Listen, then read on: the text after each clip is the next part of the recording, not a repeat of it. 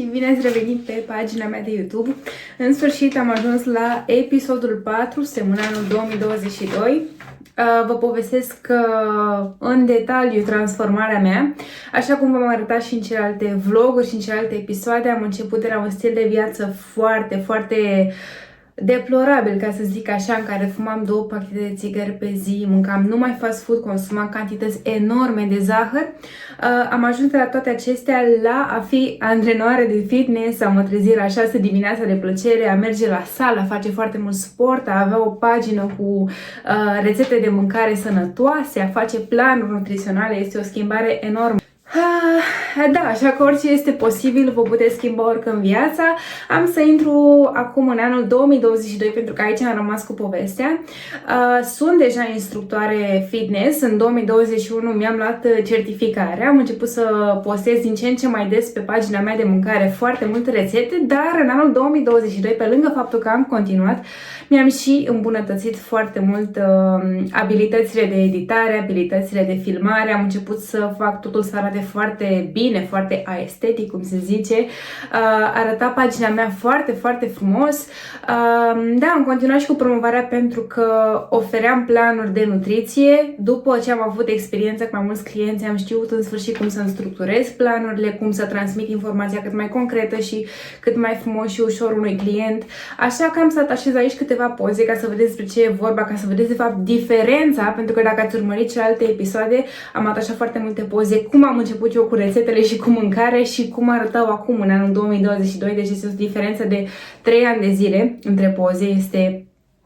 Este wow, este minunat. Eu acum când mă uit la ele sunt foarte mândră, pentru că, deși mai sunt multe îmbunătățiri de făcut, pozele arată foarte bine, foarte apetisant, adică îți face poftă, îți dorești să încerci așa ceva și sunt pozele mele și e ceva super drăguț.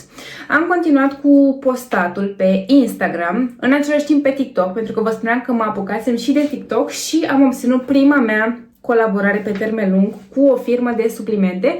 Firma se numește Dubai Dates Nutrition, cu care am colaborat un an de zile. Nu sunt în România, nu au filială și nu au oficiu, ca să zic așa, în România.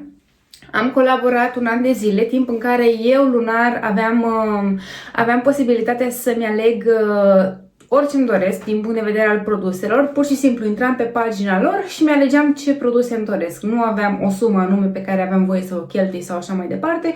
Îmi comandam absolut tot ce îmi doream. Iar pentru mine acest pas a fost un semn așa de la Dumnezeu, de încurajare, în care îmi spunea: trebuie să continui, trebuie să îți urmezi pasiunea, trebuie să faci ceea ce îți place. Și eram foarte fericită și foarte bucuroasă. Tot ce găteam eu atunci era cu proteină, pentru că în același timp îmi făcea plăcere, dar ăsta îmi era și targetul, să zic așa, pentru că eu primind produsele astea gratis, automat eu trebuia să fac promovare cu ele. Automat aveam și comisioane din vânzări, deci în momentul în care vindeam o proteină sau vindeam un pre-workout, eu îmi luam bani, în același timp îmi luam comisiuni pe vânzare, chiar dacă nu era o sumă foarte mare. Era pentru mine în început și eram foarte entuziasmată și foarte fericită. Așa că am făcut foarte multe rețete dulci prin prisma acestei colaborări. Toate conțineau ovăz și am început să experimentez. Am făcut de la brownie, gogoși, biscuiți, cheesecake, lava cake. Am început să reinterpretez Bounty, ciocolata nu știu care. Deci efectiv cream în continuu rețete. Îmi plăcea foarte mult să fac toate pozele să arate bine, îmi plăcea foarte mult să fac rețete dulci, îmi plăcea foarte mult că în același timp promovam și produsele pe care eu le folosesc și în același timp puteam să scot și bani din asta. Deci eram super fericită, super entuziasmată.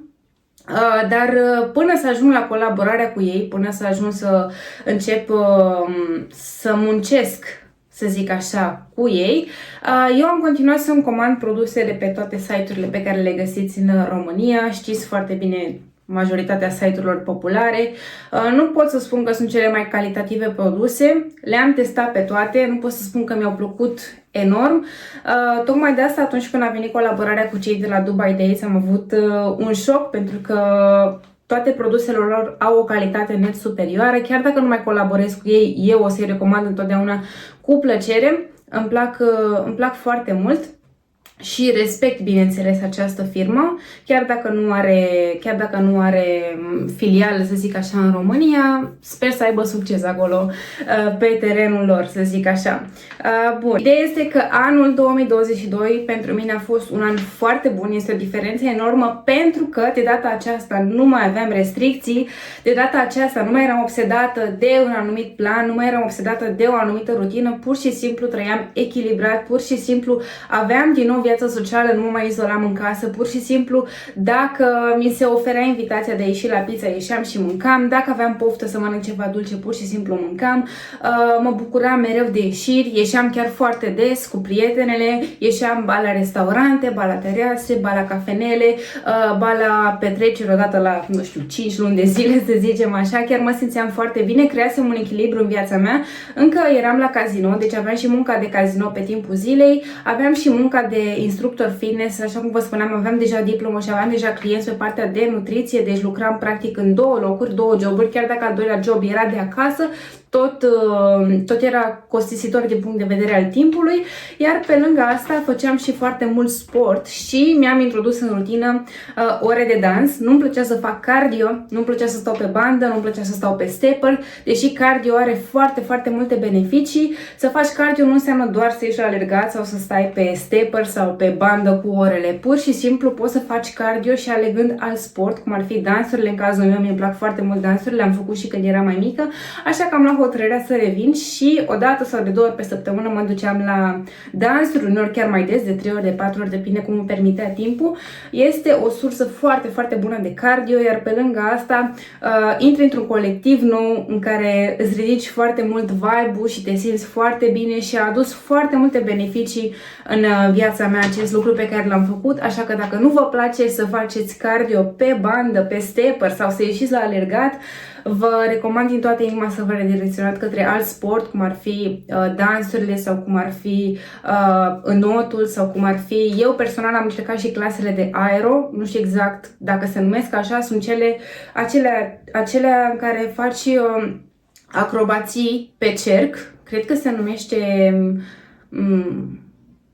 acrobație... aero sau nu știu exact, sincer chiar nu știu exact cum se numește din punct de vedere profesional, dar am încercat câteva clase și de aero în care am făcut foarte multă mobilitate și foarte multe exerciții pe cerc. Deci eu am experimentat întotdeauna foarte multe forme de sport, ceea ce vă încurajez și pe voi să faceți. Nu vă place sala? Ok, mergeți la not. Nu vă place notul? Ok, mergeți la basket. Nu vă place basketul? Mergeți la volei. Eu am făcut personal 8 ani de zile de volei și a fost și este și va rămâne sportul meu preferat. Deci nu vă obligă nimeni să mergeți la sală. Nu-ți place să ridici greutăți, nu-ți place să faci un anumit lucru, du-te la pilates, du-te la yoga, du-te la dansuri, du-te la not, du-te la basket, du-te la volei, du-te la gimnastică. Oriunde există mii de sporturi în lumea asta, trebuie să găsești ceva care să-ți placă.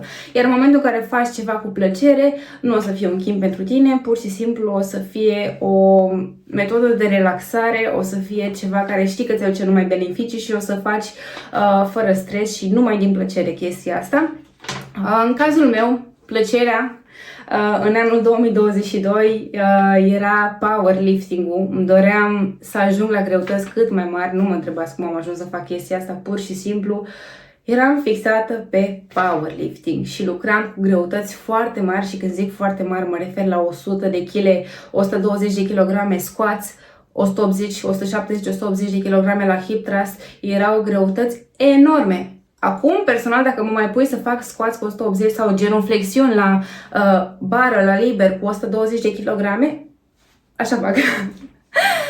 Da, trebuie să te antrenezi foarte mult pentru chestia asta. Dacă nu te antrenezi, bineînțeles că nu mai ai capacitatea să lucrezi cu greutățile așa de mari cum lucram eu înainte, dar în anul 2022 eu eram fixată pe powerlifting, să ridic cât mai mult, să îmi duc corpul cât mai la extrem. Adoram chestia asta, mereu mergeam la sală cu gândul să am un nou PR, știți cum se spune, personal record, un record nou, ăsta era scopul meu. Începusem și să mă îngraș puțin pentru că eram pe surplus caloric, îmi doream să pun pe mine de fapt, asta era și ținta mea, să mănânc mai mult, să pun pe mine mai mult.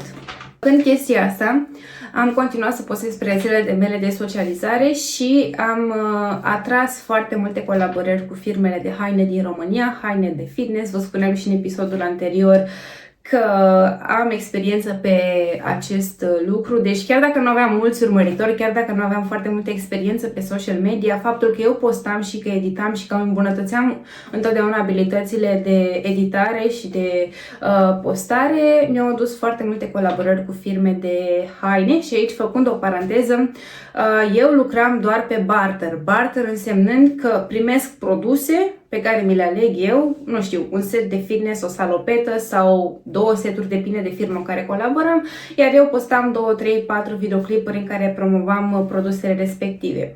Acum, dacă sunteți la început de drum, vă sfătuiesc să acceptați colaborările de tip barter, pentru că, în primul rând, o să vă ajute și pe voi.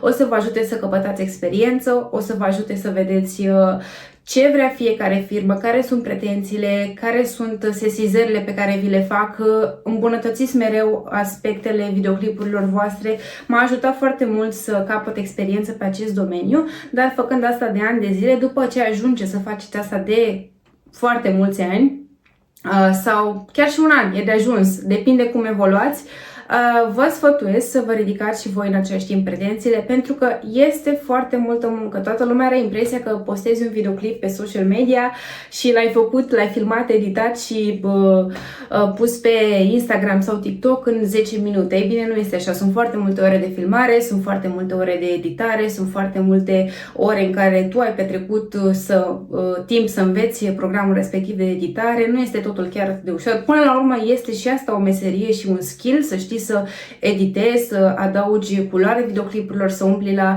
sonorizare, să știi să faci videoclipurile dinamice, să știi să editezi, adică este foarte, foarte multă muncă pe care multă lume nu o înțelege. Ești content creator, adică nu faci nimic, stai acasă, cam asta este mentalitatea în ziua de azi, dar s-au schimbat lucrurile din ce în ce mai bine, pentru că lumea a început să accepte acest termen de content creator, lumea a început să accepte faptul că și ăsta este un job. Dacă spuneai chestia asta în România acum 2 ani, lumea se uita la tine și râdea: ce faci?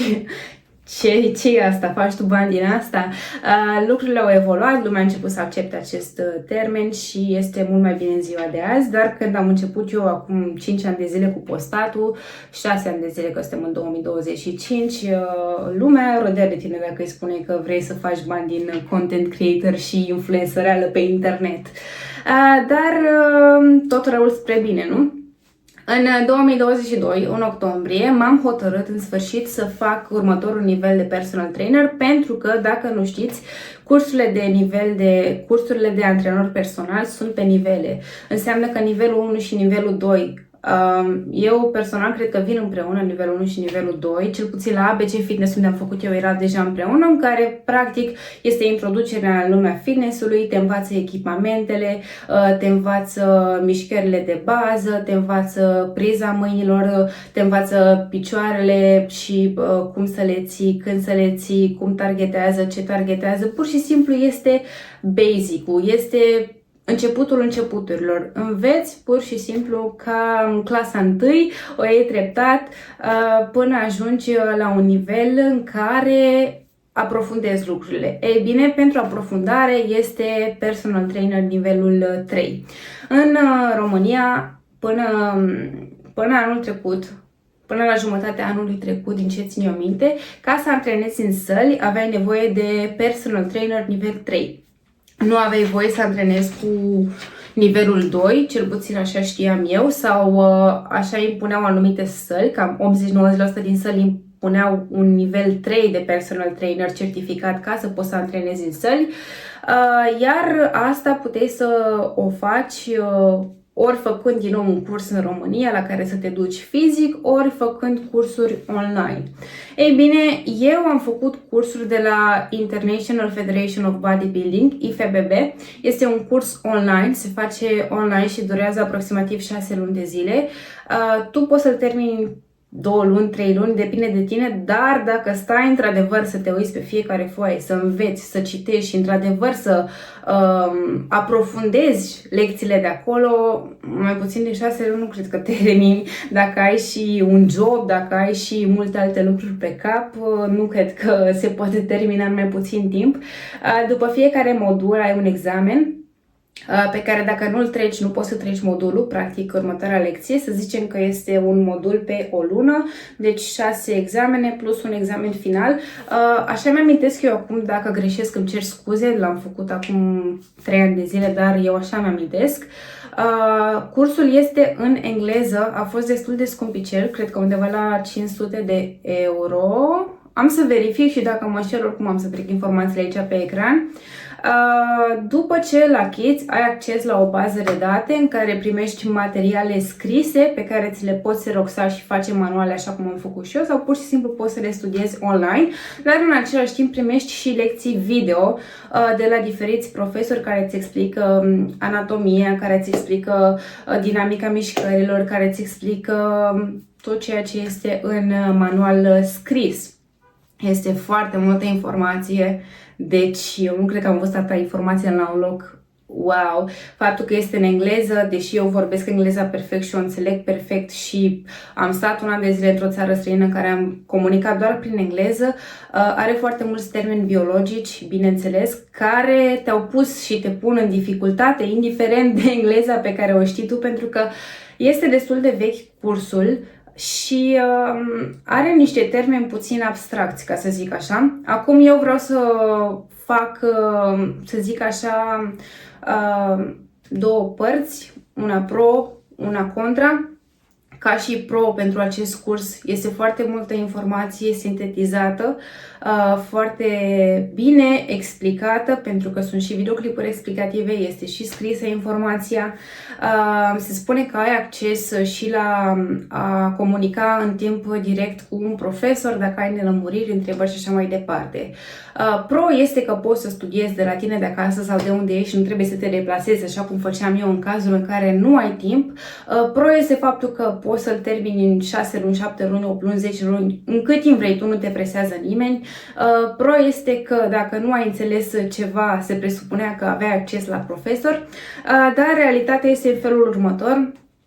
Eu am dat mail la profesorul respectiv care se presupunea că trebuie să fie activ atunci acolo cu tine. Din păcate nu mi-a răspuns nimeni, nici acum după 3 ani am primit răspuns. Pusesem o întrebare legată de o lecție pe care nu o înțelesesem exact foarte bine. Ulterior am căutat eu pe internet și am înțeles ce și cum. Nu mi-a răspuns nimeni. Examenele erau grilă, deci puteai să fii sincer cu tine și să le răspunzi tu și să iei examenul, sau pur și simplu puteai să copiezi. Asta este o parte destul de proastă, pentru că depinde de tine, vrei să fii corect cu tine sau vrei să te înșeli pe tine. Și încă un lucru contra, pe care eu îl consider contra, erau informații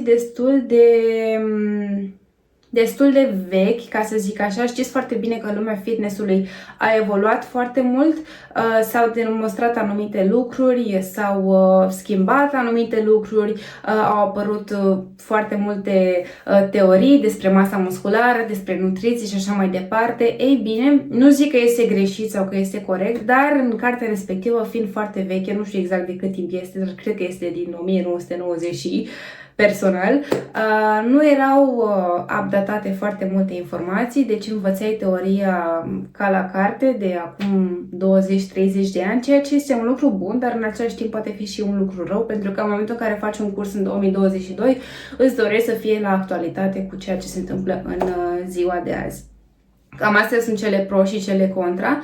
Într-un final, pe mine personal m-a ajutat foarte mult acest curs, dar dacă ești începător și dacă nu ai idee despre exercițiile în sală, despre prim ajutor, despre cum poți să ajuți un client, cum poți să comunici cu un client, nu îți recomand să faci cursul ăsta pentru că nu ai partea practică. Deci nu e nimeni lângă tine care să te învețe, trebuie să comunici cu clientul așa, nu ai voie să-l atingi acolo, trebuie să-l poziționezi așa, trebuie să faci asta, trebuie să execuți corect exercițiul ăsta, trebuie să știi tu să execuți corect toate exercițiile. Deci dacă nu ai partea practică și nu stăpânești foarte bine comunicarea cu clientul și exercițiile în sine, nu te sfătuiesc să urmezi acest curs pentru că lipsește complet partea practică. Într-adevăr îți dă teoria pe hârtie, într-adevăr îți dă niște videoclipuri în care îți explică cum să faci prim ajutor, cum să execuți corect un exercițiu, dar toată lumea știe că este cu totul altceva când ai o persoană fizică lângă tine care te vede în direct cum execuți tu și te corectează. Pentru că și tu la rândul tău, fiind personal trainer, corectându-i pe ceilalți, știi foarte bine că și tu la rândul tău, ca să ajungi la nivelul în care stăpânești tot, trebuie să fii corectat de altcineva. Cam astea sunt părțile pro și contra, iar în asta a constat anul 2022 pentru mine. Încă nu am terminat cursul IFBB în 2022, am continuat cu el în 2023, dar asta este altă povestire pentru anul 2023 în care vom trece acum și vom povesti despre tot ceea ce mi s-a întâmplat și ce am continuat să fac în anul 2023. Pentru anul 2022, ca să facem o scurtă recapitulare, a fost anul în care eu pur și simplu mi-am permis să mă relaxez și să mă destin, ca să zic așa, să fac în sfârșit un echilibru între viața mea socială, muncă, jobul de personal trainer, mâncarea și alimentația, ocaziile, evenimentele pe care le aveam și asta vă sfătuiesc și pe voi să faceți. Vă sfătuiesc să faceți lucrurile cu plăcere, pentru că dacă nu le faceți cu plăcere, nu o să vă țineți de ele.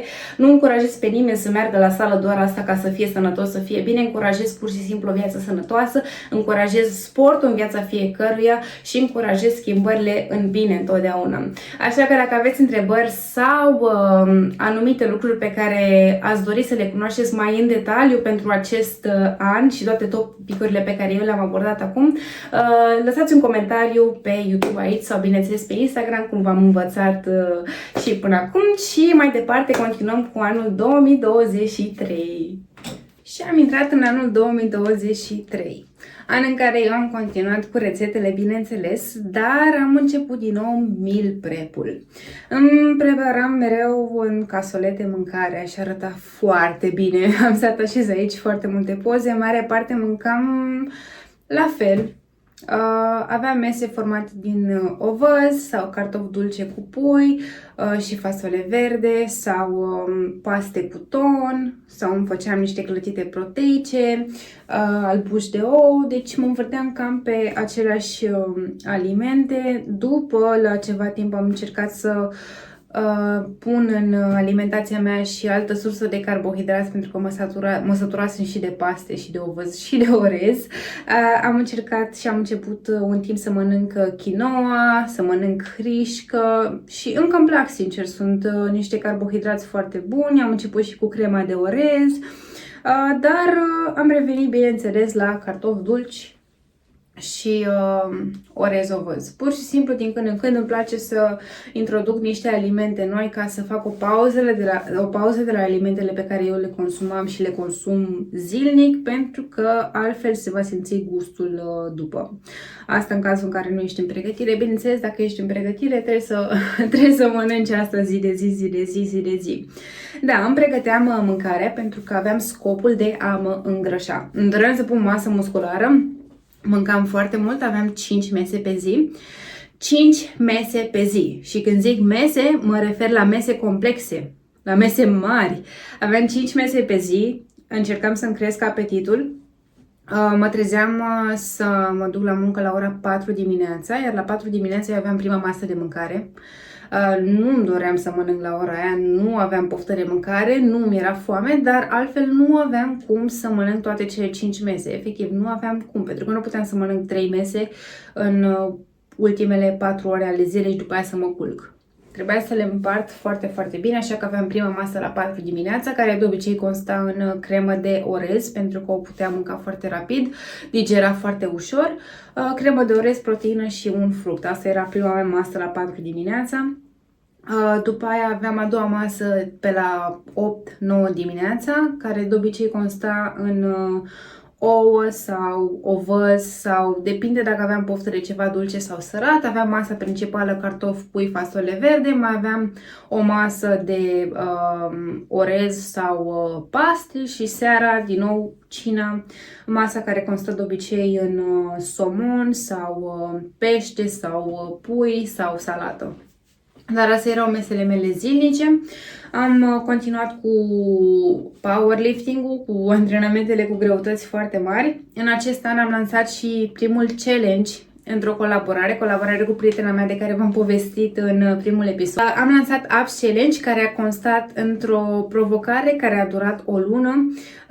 Clienții trebuiau să urmeze planul alimentar făcut de mine și antrenamentele făcute de ea. Am avut o colaborare pe acest challenge, a mers foarte bine, am avut rezultate drăguțe.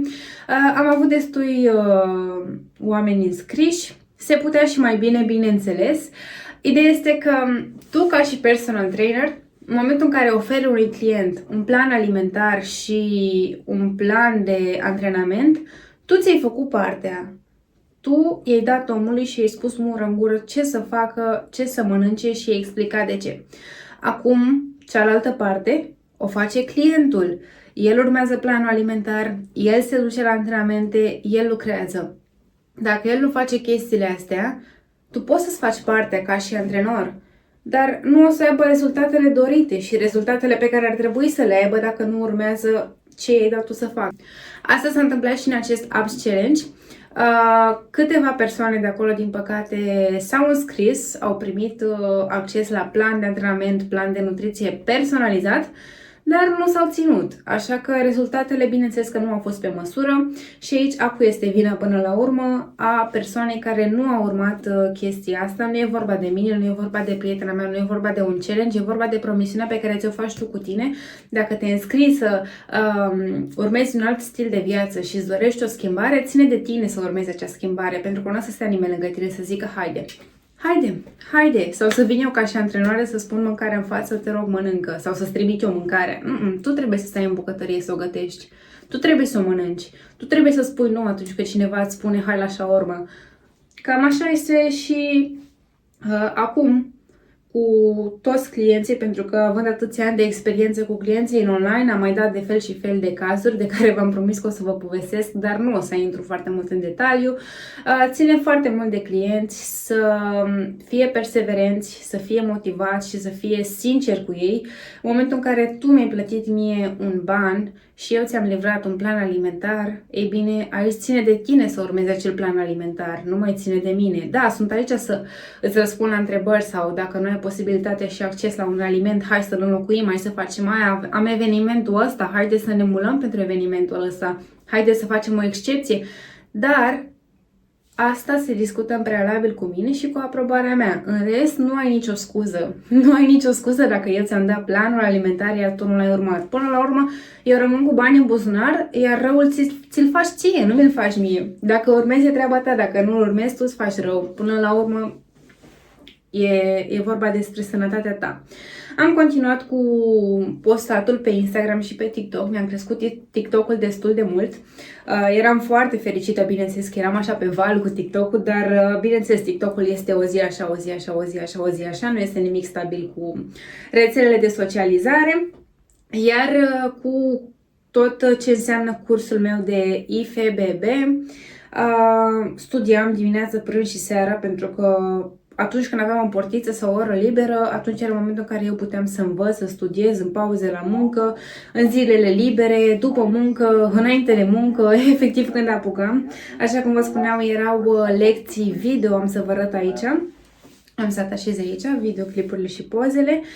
Iar într-un final am obținut și diploma de, după 6 luni de zile, cam așa, am obținut și diploma de personal trainer nivel 3. Oficial aveam certificarea de personal trainer nivel 3.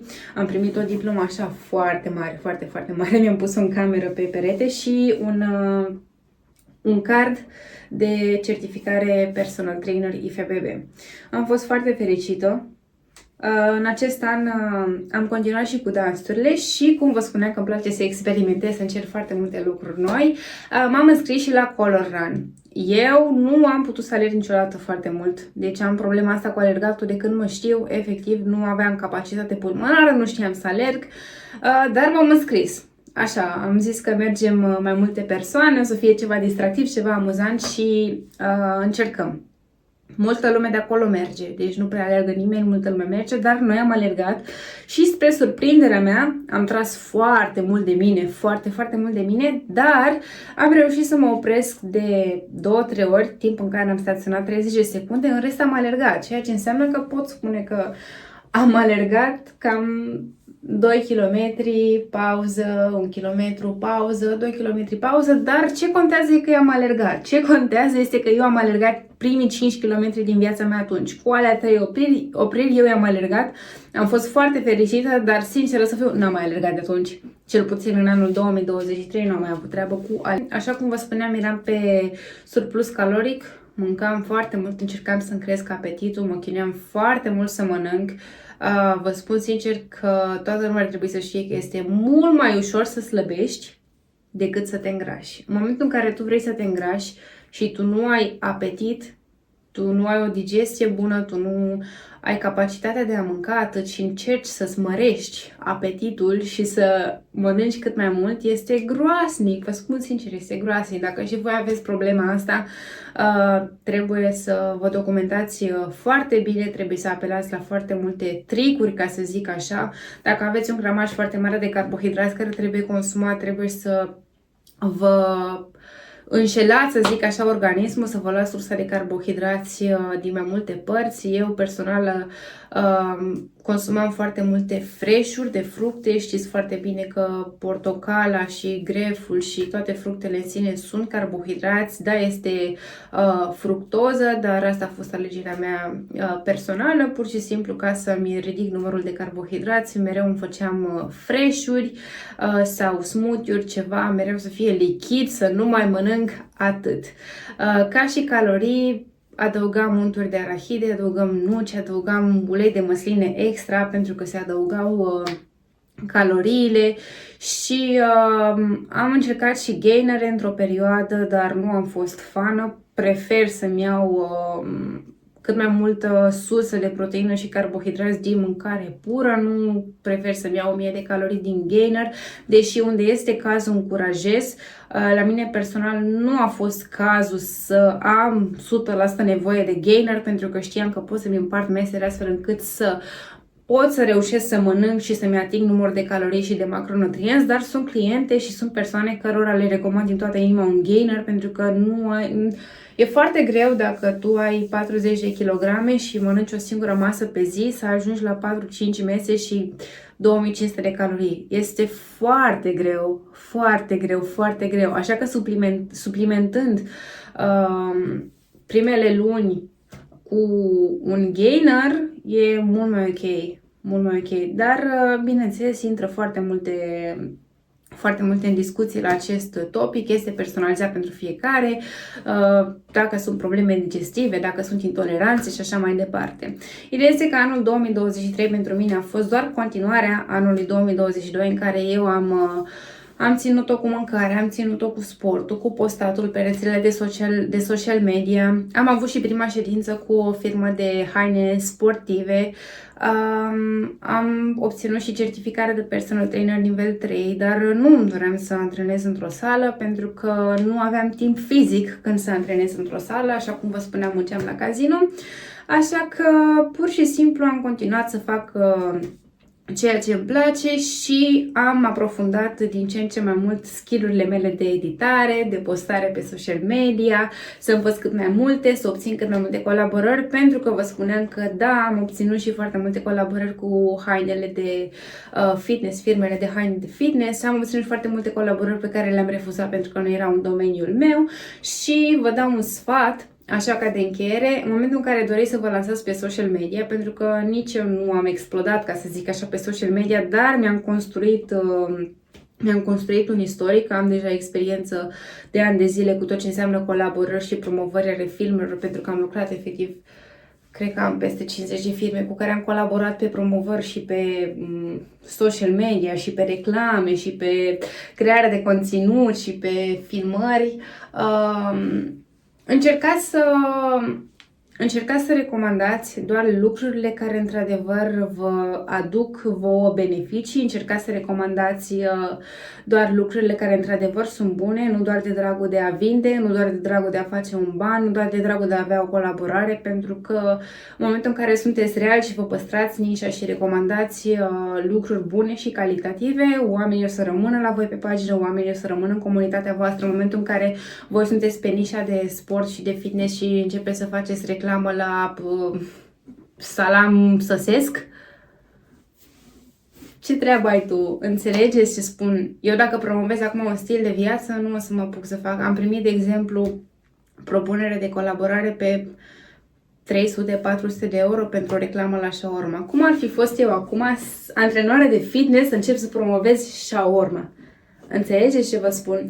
Ideea este că a fost un pic mix videoclipul ăsta, pentru că am vorbit și m-am adresat și persoanelor care vor să devină antrenori personal și persoanelor care își doresc să aibă o carieră pe social media, dar puteți să îmi adresați întrebări sau să îmi spuneți în ce categorie vă aflați, dacă v-ați dori să fiți antrenor personal, dacă v-ați dori să vă lansați pe social media sau dacă pur și simplu vă doriți să adaptați un stil de viață sănătos, o rutină cât mai armonioasă sau dacă sunteți deja în acest lifestyle sănătos, dar aveți nevoie de mai multă motivație, de mai multă inspirație, pentru că și eu la rândul meu am perioade când nu îmi doresc să mă duc la sală, nu îmi doresc să filmez, nu îmi doresc să editez, nu este totul roz mereu, ba chiar am momente în care nu îmi doresc să fac nimic, deși mi-am ce plăcere partea cu social media și content creator, deși mi-am ce plăcere sportul și sala în sine, sunt momente în care, nu știu, nu-mi găsesc motivația să fac lucrurile astea, îmi doresc doar să stau. Dar comentați voi în ce categorie vă regăsiți și vreau să vă mulțumesc din nou pentru vizionare. Urmează și episodul 5, bineînțeles, acesta va fi ultimul episod din transformarea mea, episodul final, pentru că vom vorbi despre anul 2024 și despre anul 2025, anul actual, ceea ce fac eu acum și prin ce am trecut în anul 2024. Like, share și subscribe, bineînțeles, dacă v-a plăcut și mulțumesc din nou!